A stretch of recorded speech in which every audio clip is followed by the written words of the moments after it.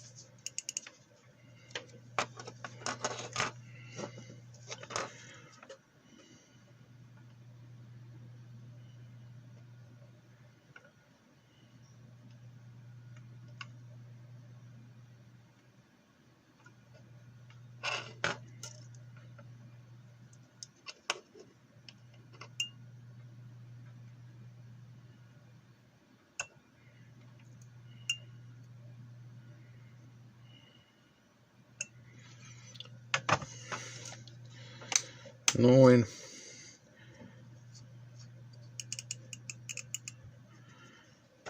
Sitten pannaan tämä avainosa tänne paikalle.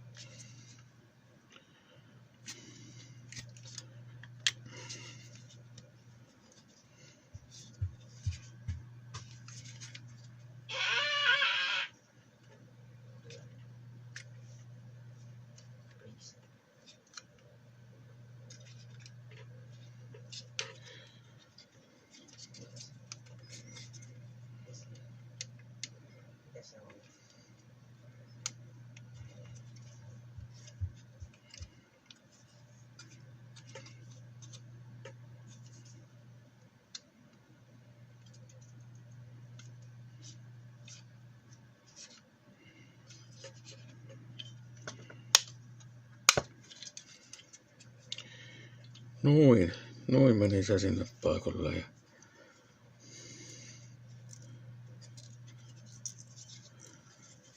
sitten tinaillaan tuosta vielä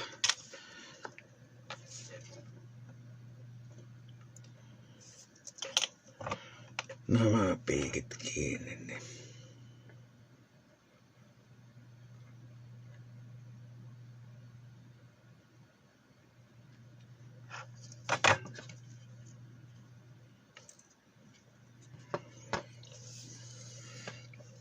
pikkusen putsaillaan fluksia vielä pois tuosta.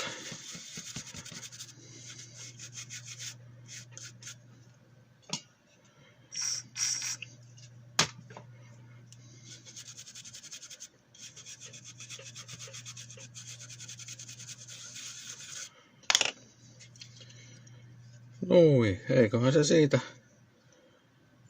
siitä kun kokeilee, rupeaako toimimaan.